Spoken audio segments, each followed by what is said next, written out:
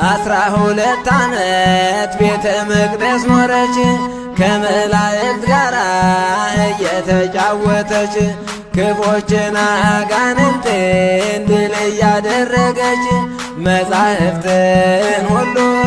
ድንግል እየመረመረች